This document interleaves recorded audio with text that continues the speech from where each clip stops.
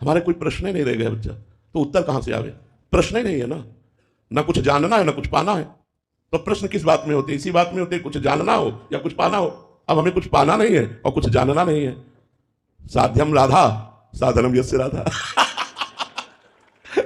हमारे कोई प्रश्न ही नहीं बच्चा, हमारे कोई प्रश्न ही नहीं है। साध्यम राधा साधनम यस्य राधा। महाराज जी, जब प्रारंभिक अवस्था थी आपकी, जब साधन काल में जो आपका, तब आपके प्रश्नों का हल पूज्यपाद पढ़ाता है स्मरणीय उड़िया बाबा, उनकी वाणी हमारे साथ बिल्कुल बगल में बज रहती थी।